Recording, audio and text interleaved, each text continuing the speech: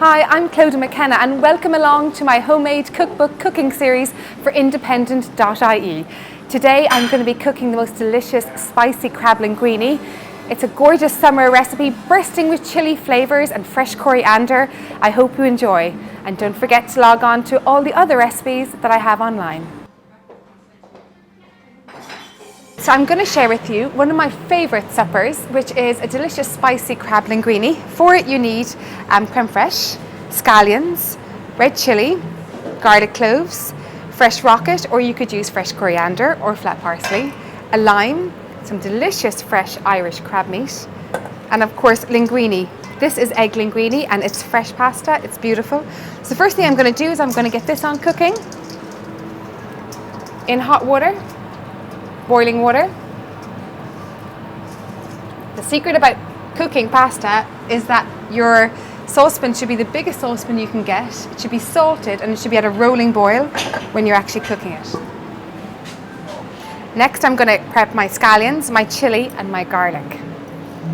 So the scallion gives it a lovely kind of fresh, summer taste to it.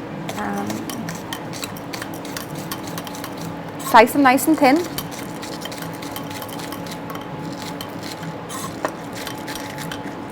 And you can just discard these. Then next is my fresh chilli. I have a lovely red chilli. I'm going to slice off the top and then slit it down, right down the middle. Open it up.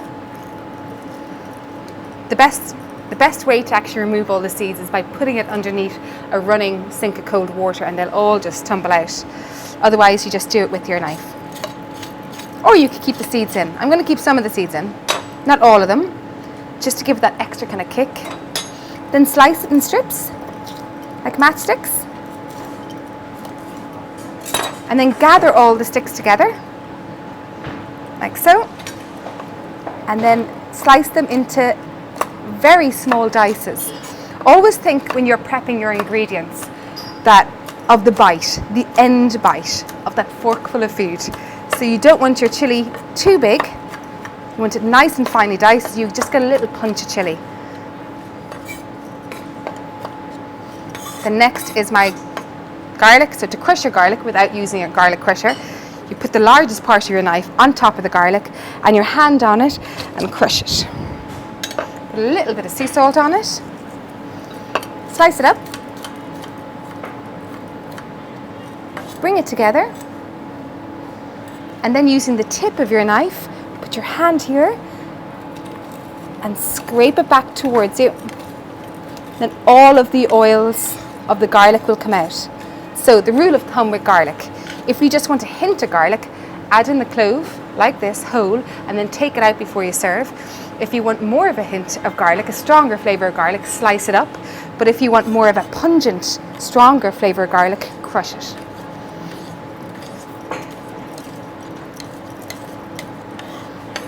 So I'm only going to use 1 clove of garlic. There we go.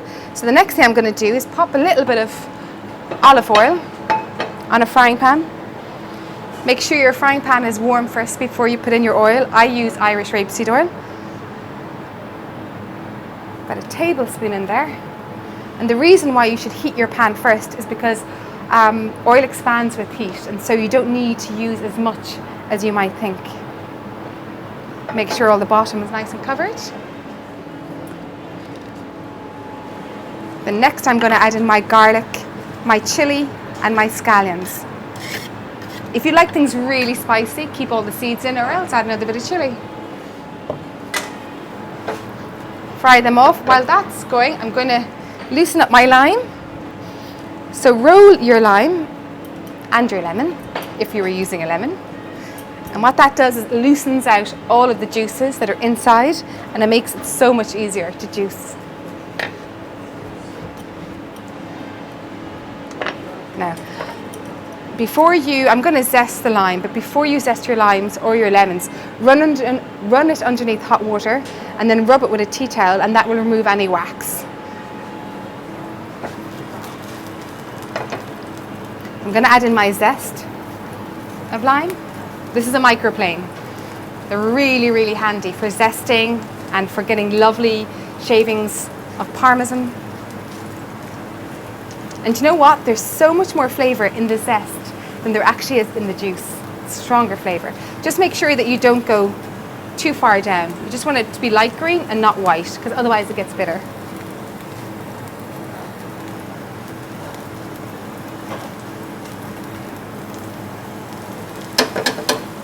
Okay, in goes my crab meat, which is cooked crab meat. I use Ted Brown and Dingle.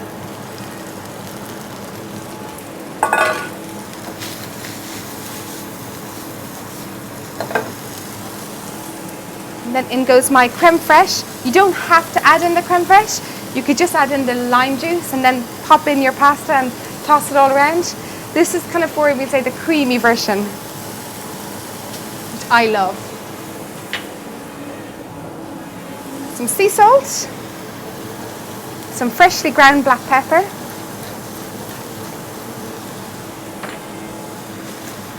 just keep flipping it so it's all lovely mixed. The creme fraiche will start to melt. Juice of lime.